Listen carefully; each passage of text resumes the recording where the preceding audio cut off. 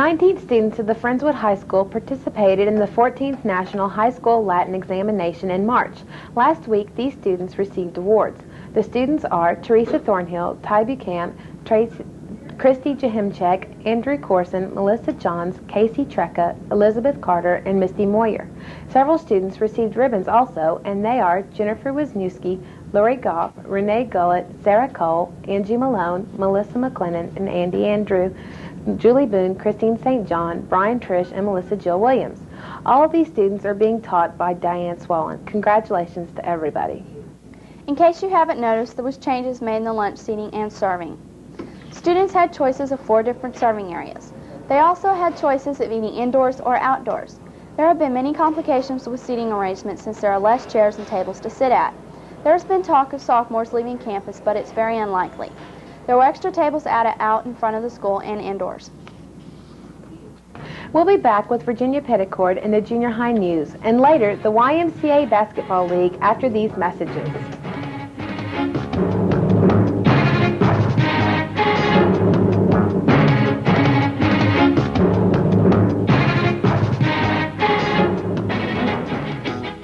Brandy Urbanowski, working hard to bring you the news on Friendswood Update. It's television just for Friendswood.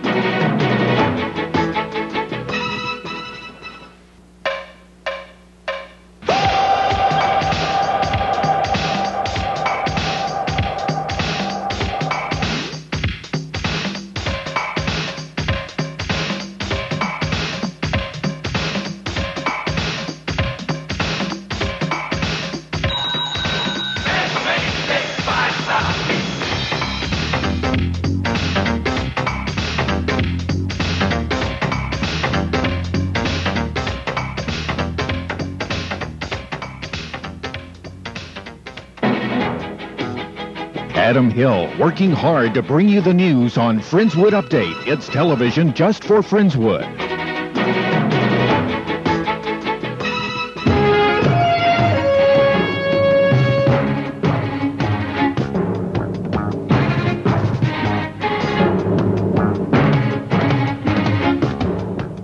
Now with the Junior High News, here's Virginia Petticord. Virginia? Thanks, Charlotte.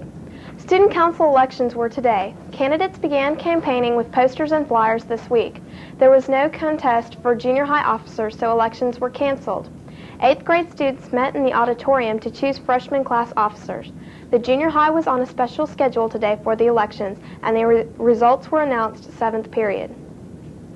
Teachers and administrators, as well as parents who have been helping the junior high news staff all year, are invited to an appreciation brunch Friday morning from 7:45 until 10 a.m. The theme of the appreciation brunch is God Bless America and its teachers, and everyone in Friendswood is encouraged to wear red, white, and blue on Friday to show their support for teachers across the country. Students at FJH have been showing their appreciation this week by giving their teachers secret pals, notes, poems, and other small gifts. Headed to Austin are the Qualified Honor Society, Student Council, and Journalism students. On May 17th, these students will tour the University of Texas, the State Capitol, and the LBJ Library. Mrs. Earl, Mr. Henry, and Mr. DeWitt will be the teacher sponsors for the trip. Chartered buses have been rented to make the 4-hour trip to Austin. Students will leave the school in the early morning hours and return late the same day. All boys planning to try out for athletics will have an opportunity to take a physical on May 16th.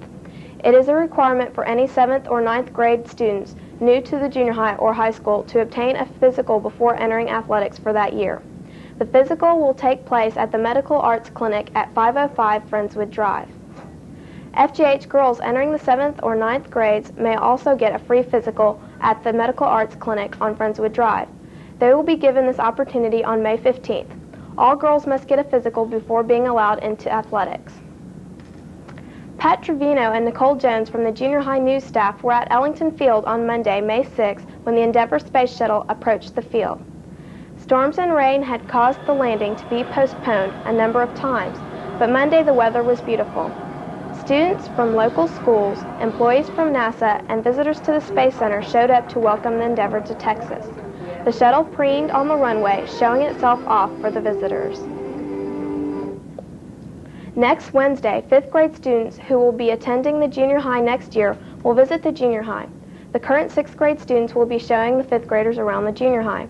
Also on Wednesday and Thursday, the future 9th graders at FJH will tour the high school with Mrs. Rogers, an 8th grade careers teacher and 7th grade reading teacher.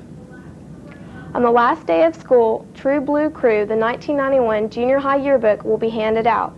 Students will be allowed to sign the yearbooks at lunch, and the 1991 school year will end with a signing party in the girls' gym.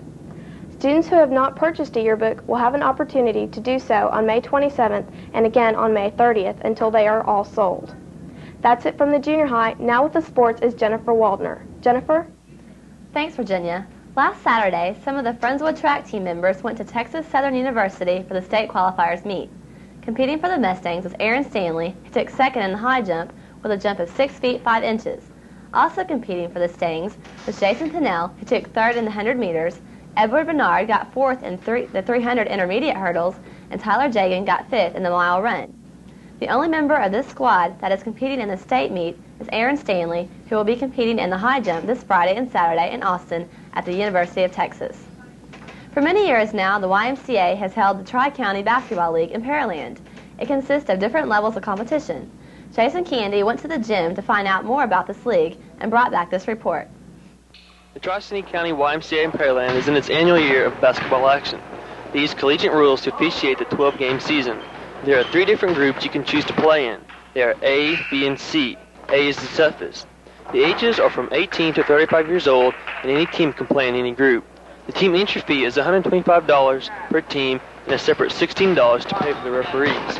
They play every Sunday at the Pearland High School gym. The length of the games are 20 minutes per half with the running clock. You play at least 2 games every day, and if needed, you may jump in on another team. At the end of the season, a tournament is held to decide the champions of the groups. Jason Watts, a 2-year player, commented on the league by saying it's real competitive and fun to win against the 40-year-old men who love to foul. If you'd like more information on how to play, you may call 485-6815. This has been Jason Candy reporting on the YMCA Basketball, MCS News. Texas Commerce Bank will hold our annual athletic banquet Monday. It will be held at the Hobby Hilton at 6 p.m. The deadline for the tickets was yesterday. The banquet will consist of a buffet dinner, London broil with sherry sauce, or you can have good old-fashioned turkey and dressing with a variety of side orders. Recognition of the varsity athletes, along with the trainers, will follow, along with the presentations of the scholarships some of the athletes will receive. Next Thursday, we will have highlights of the banquet and awards. The 1991 Powder Puff preparations are getting into full swing as juniors and seniors are anxiously awaiting to see who will win the Battle of the Grades. The seniors chose a team named Senoritas, and their team colors are teal, red, and black. The juniors chose a team name of the Jamaican Juniors, and their colors are green, purple, and orange. Both teams have begun football practices after school, as well as practices for Powder Puff cheerleaders and drill teams. The Powder Puff game will be played on May 20th after school at the FHS football stadium, and a Powder Puff prep rally is scheduled to take place that same day during school. That's it for sports. Paige? Thanks, Jennifer. As many of you have already noticed, for the past few weeks, with the exception of Monday, the weather has been cloudy with rain. They always say that April showers bring May flowers. However, these thunderstorms could very well last until the middle of this month. Yesterday, the students of FHS discovered that not such a good thing. We have already had an excess of rain for this year in our region. Even in California and Oregon, where rain has been scarce, they are starting to catch up and replenish their water supply. As for Friendswood, we could even share a little. That's our program for today. Please join us next Thursday at 5 for the final edition of Friendswood Update.